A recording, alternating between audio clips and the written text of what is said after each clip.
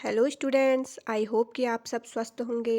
तो बच्चों, आज की वीडियो में हम कक्षा 8 की पुस्तक हमारी विरासत एवं विभूतियाँ इसका पाठ 6 गंगोत्री गरब्याल पढ़ेंगे। तो आज की वीडियो में हम जानेंगे कि हमारे उत्तराखंड की ये कौन सी महान विभूति थी गंगोत्री गरब्याल, और इन्होंने हमारे उत्तराखंड के लिए कौन कौन से प्रमुख कार्य किए थे। तो सबसे पहले मैं कहना चाहती हूँ, जो आज मेरे चैनल से जुड़े हुए हैं वो मेरे चैनल को जल्दी से सब्सक्राइब कर दीजिए ताकि आपको मेरे आने वाली हर एक वीडियो आसानी से मिल सके। लाइक करिए, शेयर करिए और कमेंट में ज़रूर बताइएगा कि आपको ये वीडियोज़ कैसी लग रही हैं। तो ज़्यादा देर न करते हुए चलिए शुरू करते हैं हमारी ये वीडियो। इसका पार्ट 6 गंगोत्री गरब्याल। तो सबसे पहले बच्चों, आपको मैं यहाँ पर गंगोत्री गरब्याल जी की ये पिक्चर दिखा रही हूँ, तो आप इन्हें अच्छे से देख लीजिए। ये थी हमारे उत्तराखंड में नारी शिक्षा को बढ़ावा देने वाली, जिन्होंने हमारे उत्तराखंड में नारी शिक्षा के लिए बहुत ज़्यादा पद यात्रा भी की थी, और उनकी वजह से बहुत सारी जो स्त्रियां थीं उन्हें शिक्षा प्राप्त करने में सफलता भी मिली। तो चलिए शुरू करते हैं। पहले हम इनका जो जीवन परिचय है उसे देखते हैं कि इनका जन्म कहाँ हुआ था। 10,500 फीट की ऊंचाई पर अवस्थित सीमांत गांव गरब्याल के निवासी उत्तम सिंह और गोविंदी देवी की प्रथम संतान गंगोत्री का जन्म 9 दिसंबर 1918 को धारचूला में हुआ था। तो इनका जन्म देखिए, बहुत ही दूर जो सीमांत गांव है गरब्याल गांव, वहाँ पर इनका जन्म हुआ था। कब हुआ था? 9 दिसंबर सन 1918 को धारचूला में। और इनके जो पिताजी थे वो उत्तम सिंह जी थे और माता का नाम श्रीमती गोविंदी देवी था। स्वतंत्रता के कालखंड में उत्तराखंड के अति दुर्गम गांवों की सुध लेने वाली कोई सरकार नहीं थी। तो जब हमारा देश आज़ाद नहीं हुआ था, परतंत्र था, अंग्रेज़ों का गुलाम था, तो उस समय जो उत्तराखंड के बहुत दूर दूर स्थित गांव थे, वहाँ की सुध लेने वाला, वहाँ क्या परेशानियाँ हैं, कौन कौन सी चीज़ों की वहाँ ज़रूरत है, तो इस चीज़ को देखने वाला कोई भी वहाँ नहीं था। कोई भी सरकार वहाँ की सुध नहीं लेती थी। तो वहाँ की अगर सुध नहीं ली गई थी तो वहाँ की जो दशाएं थी उन गांवों की, वो कैसी थी? बहुत ही ज़्यादा गंभीर समस्याएं वहाँ पर थी। वहाँ पर न चिकित्सा की सुविधा थी, न शिक्षा की सुविधा थी। गांव की प्राथमिक पाठशाला से चौथी कक्षा उत्तीर्ण कर सन 1930 में गरब्यांग गांव से 7 दिन की पद यात्रा कर वे अल्मोड़ा आ गई। अब देखिए बच्चों, उस समय न सड़कें थी, न गाड़ियाँ थी, तो लोग एक जगह से दूसरी जगह केवल पद यात्रा करते थे, यानी कि पैदल ही चला करते थे। और गांव की उस छोटी सी बच्ची ने जब चौथी कक्षा उत्तीर्ण करी गांव की ही पाठशाला से, तो उसके मन में क्या था? आगे की पढ़ाई करने की इच्छा जगी हुई थी। तो वो अपनी जो पढ़ाई थी उसे केवल चौथी कक्षा तक ही नहीं रखना चाहती थी। इसके लिए उस छोटी सी बच्ची ने क्या किया? सन 1930 में वो अपने गांव यानी कि गरब्यांग गांव से 7 दिन की पैदल यात्रा करके कहाँ आ गई? अल्मोड़ा आ गई थी। गंगोत्री ने अल्मोड़ा से हाई स्कूल करके बरेली से ETC यानी कि इंग्लिश टीचर्स सर्टिफिकेट का प्रशिक्षण प्राप्त करके राजकीय कन्या हाई स्कूल बरेली से शिक्षिका की यात्रा प्रारंभ की। देखिए, अगर वो बच्ची वहीं पर रुक जाती, कक्षा 4 तक ही पढ़ाई करती, तो शायद वो आगे एक शिक्षिका नहीं बन पाती। लेकिन उन्होंने अपनी पढ़ाई को वहीं पर ख़त्म नहीं किया। इसके लिए वो आगे की पढ़ाई करने के लिए गरब्यांग गांव से अल्मोड़ा 7 दिन की पैदल यात्रा करते हुए पहुंची, और वहां से अल्मोड़ा से हाई स्कूल किया उन्होंने, 10वीं की परीक्षा पास की, और बरेली से फिर उन्होंने ETC यानी कि टीचर बनने का जो प्रशिक्षण होता है उसे प्राप्त किया। और उसके बाद वो फिर कहाँ? बरेली की ही एक राजकीय कन्या हाई स्कूल की शिक्षिका बनी और वहाँ से उनकी शिक्षिका की यात्रा शुरू हुई। यहाँ से सन 1937 से 1945 तक वो रही थी। तो बरेली जो हाई स्कूल उनका था प्रथम विद्यालय, वहाँ उन्होंने 1937 से 45 तक शिक्षण कार्य किया। इस अवधि में वे शिक्षण कार्य सहित समाज सेवा और पारिवारिक दायित्वों का भी निर्वहन करती रही। सन 1945 से 1952 तक वह राजकीय इंटर कॉलेज नैनीताल में रहीं। तो देखिए, उन्होंने राजकीय इंटर कॉलेज नैनीताल में भी पढ़ाया था 1945 से 1952 तक। परतंत्रता तथा स्वतंत्रता की संधि बेला में ने उनकी देशभक्ति और समाज सेवा में अप्रत्याशित वृद्धि की। दुर्भाग्य से सन 1935 में उनके मंगेतर की मृत्यु हो गई थी। तो उनकी शादी भी किसी व्यक्ति से निश्चित हुई थी, लेकिन क्या हुआ, दुर्भाग्य से सन 1935 में उनके मंगेतर की जो है मृत्यु हो गई थी। और एक आदर्श भारतीय वाग्दत्ता किसे कहा जाता है बच्चों? जिसकी सगाई हुई हो, के रूप में आजीवन अविवाहित रही। तो जब उनके मंगेतर की मृत्यु हो गई तो उन्होंने फिर शादी न करने का निर्णय किया। वो फिर क्या रही थी? अविवाहित रही आजीवन। इसी अनन्य निष्ठा की ऊर्जा लेकर यह जनजातीय क्षेत्र की महिला आजीवन पर्वतीय समाज में अलग जगाती रही। उच्च चारित्रिक मूल्यों का निर्वहन करते हुए उन्होंने छात्र छात्राओं की तरुणाई को विनम्रता, सत्य, दया, शांति, अहिंसा, सेवा भावना जैसे नैतिक मूल्यों की ओर उन्मुख किया था। तो देखिए, इन्होंने अपने ही जैसे जनजातीय क्षेत्र की जो महिलाएं थी उन्हें आगे बढ़ने के लिए प्रेरित किया समय समय पर, और उन्हें शिक्षा प्राप्त करने के लिए बहुत ज़्यादा प्रेरित किया था।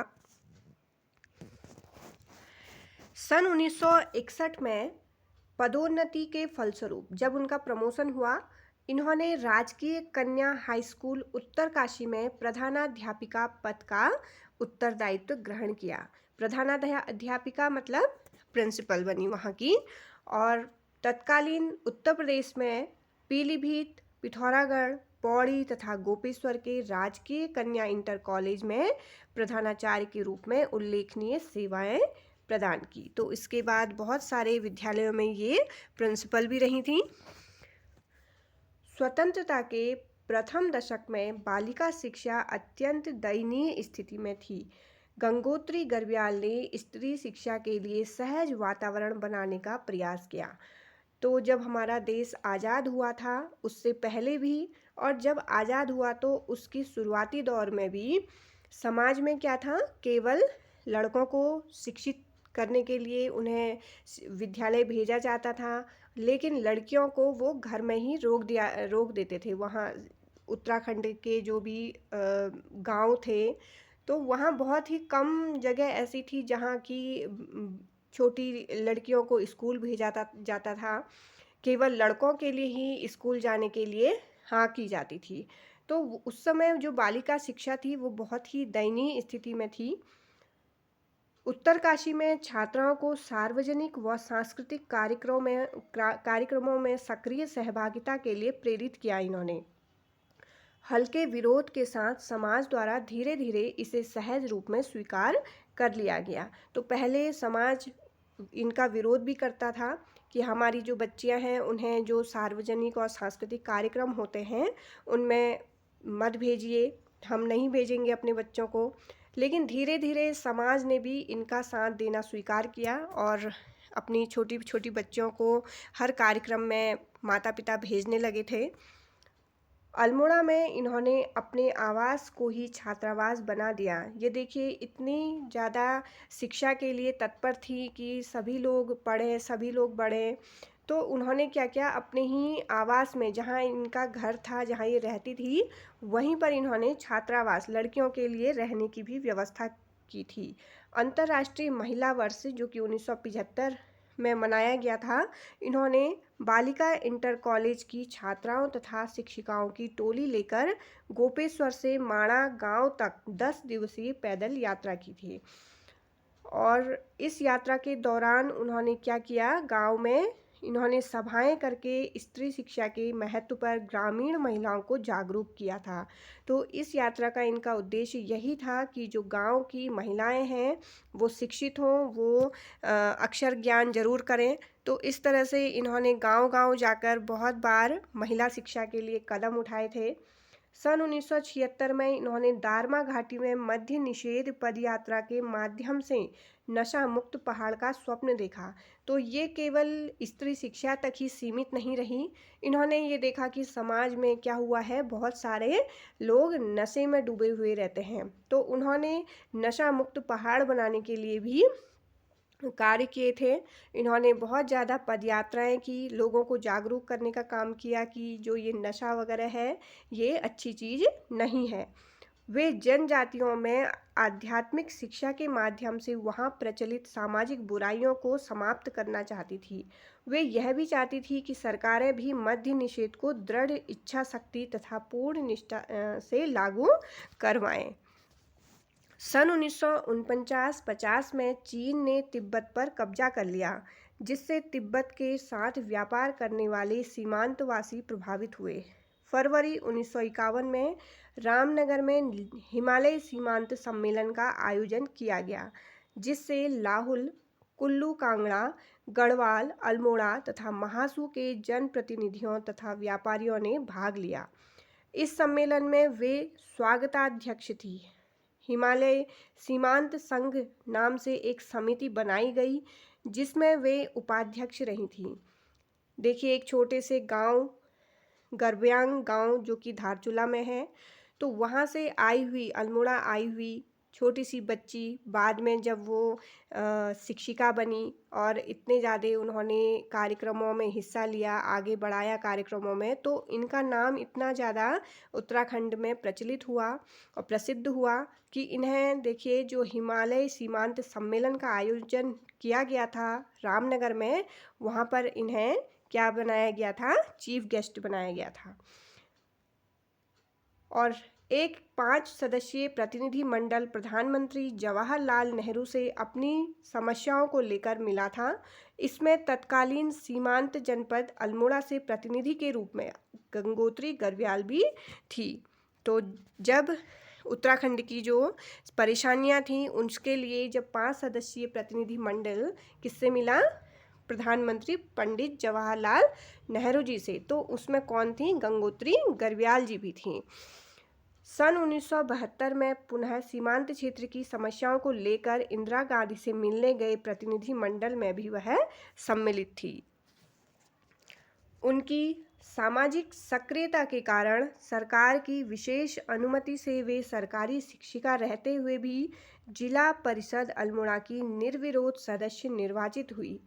वे जिला परिषद अल्मोड़ा की उपाध्यक्ष भी रही और इस दायित्व पर रहते हुए उन्होंने शिक्षा के क्षेत्र में उल्लेखनीय कार्य किए। आध्यात्मिक स्वभाव ने उन्हें नारायण आश्रम से जोड़ दिया। सीमांत क्षेत्र की स्त्रियों की सेवा में संलग्न रहते हुए अगस्त 1999 में उनका देहावसान हो गया था। तो देखिए बच्चों, आज जो हम बालिकाएं स्कूल से शिक्षा ग्रहण कर पा रही हैं, वो गंगोत्री गर्ब्याल जैसी ही स्त्रियों के प्रयास के स्वरूप हम विद्यालय में शिक्षा ग्रहण कर पाते हैं। और अगर उस समय इन्होंने ठोस कदम नहीं उठाया होता तो शायद आज उत्तराखंड की जो स्त्रियां हैं, बालिकाएं हैं, वो शिक्षा ग्रहण करने में थोड़ा पीछे रह जाती। तो इनका हमारी शिक्षा में प्राप्त करने में बहुत ही ज़्यादा इनका योगदान रहा है, जिसे हमें कभी नहीं भूलना चाहिए। तो आज की वीडियो में हमने गंगोत्री जी के बारे में पढ़ा। अब हम महत्वपूर्ण प्रश्नों को देखेंगे इसी पाठ से संबंधित। गंगोत्री गर्ब्याल का जन्म कब और कहाँ हुआ था? तो इनका जो जन्म है वो 9 दिसंबर 1918 को धारचूला में हुआ था। कहाँ हुआ था? और गर्ब्यांग गांव में। प्रश्न नंबर 2, गंगोत्री के माता पिता कौन थे? तो श्री उत्तम सिंह इनके पिता थे और श्रीमती गोविंदी देवी इनकी माता थी। प्रश्न नंबर 3 देखिए, आगे की पढ़ाई के लिए गंगोत्री जी ने अल्मोड़ा पहुंचने के लिए कितने दिन की पद यात्रा की? तो ये जब बहुत ही छोटी थी, इन्होंने देखिए 7 दिन पैदल पद यात्रा की और तब वो अल्मोड़ा पहुंची थी। प्रश्न नंबर 4 देखिए, गंगोत्री जी ने शिक्षक बनने का प्रशिक्षण ETC कहाँ से प्राप्त किया? तो इन्होंने बरेली से ये प्रशिक्षण प्राप्त किया था। 5वां प्रश्न, उन्होंने शिक्षिका के रूप में कार्य कहाँ से शुरू किया? तो पहली बार ये जब शिक्षिका बनी तो कहाँ की बनी थी? राजकीय कन्या हाई स्कूल बरेली की। 6वां प्रश्न देखिए, वे छात्राओं में किन नैतिक मूल्यों का विकास करती थी? सत्य, अहिंसा, दया, शांति, सेवा भावना, जो कि हमारे एक सफल जीवन के लिए बहुत ज़्यादा ये जरूरी होते हैं। प्रश्न नंबर 7, उन्होंने छात्राओं को किस कार्य के लिए प्रेरित किया? तो इन्होंने सांस्कृतिक और सार्वजनिक कार्यक्रमों में भाग लेने के लिए छात्राओं को प्रेरित किया था। 8वां प्रश्न, अल्मोड़ा में उन्होंने छात्राओं के लिए क्या व्यवस्था की? तो उन्होंने अपने घर को ही क्या बना दिया था? छात्रावास बना दिया था। 9वां प्रश्न देखिए, अंतर्राष्ट्रीय महिला वर्ष सन 1975 में गंगोत्री जी ने स्त्री शिक्षा का प्रचार करने के लिए कौन सी यात्रा की? तो इन्होंने कौन सी यात्रा की थी? बालिका इंटर कॉलेज की छात्राओं और शिक्षिकाओं की टोली लेकर ये गोपेश्वर से माणा गांव तक इन्होंने पद यात्रा की थी। प्रश्न नंबर 10, 1976 में उन्होंने किस अभियान का नेतृत्व दारमा घाटी में किया? तो इन्होंने मद्य निषेध पद यात्रा, नशा विरोधी ये यात्रा इन्होंने की थी। 11वां प्रश्न देखिए, प्रधानमंत्री नेहरू से मिलने गए प्रतिनिधि मंडल में वे क्यों गई थी? तो उन्होंने सीमांत क्षेत्र की समस्याएं बताने के लिए वहाँ प्रतिनिधि मंडल में वे कहाँ मिलने गई थी पंडित जवाहरलाल नेहरू जी से। 12वां प्रश्न, वे किस संस्था से आध्यात्मिक रूप से जुड़ी हुई थी? तो ये नारायण आश्रम से जुड़ी हुई थी। अंतिम प्रश्न है, गंगोत्री गर्ब्याल जी का निधन कब हुआ? अगस्त 1999 में वे हमें छोड़कर चली गई थी। तो देखिए, आज का ये जो पाठ है ये हमारे लिए बहुत ही ज़्यादा ज्ञानवर्धक है कि हमारे उत्तराखंड में स्त्री शिक्षा को बढ़ावा देने का काम सबसे पहले किसने किया था, और एक तरह से ये हमारे लिए प्रेरणा का भी रूप है, क्योंकि देखिए कितने सीमांत गांव की ये थी और वहाँ से आगे की शिक्षा प्राप्त करने के लिए कितनी कठिन परेशानियाँ इन्होंने झेली और पैदल ये अल्मोड़ा आई। अगर इन्होंने आगे की पढ़ाई करने की नहीं सोची हुई होती तो शायद ये एक शिक्षिका नहीं बन पाती, इतने बड़े बड़े पदों पर नहीं रह पाती, और शायद हमारे उत्तराखंड में आज भी जो उत्तराखंड की महिलाएं हैं, बालिकाएं हैं, वो जो शिक्षा लेने में कुछ पीछे रह जाती। तो इनका हमारी शिक्षा के लिए के क्षेत्र में बहुत ही ज़्यादा इनका योगदान रहा है, इन्हें हमें कभी नहीं भूलना चाहिए। तो इन शब्दों के साथ ही ये आज की हमारी वीडियो यहीं पर समाप्त होती है।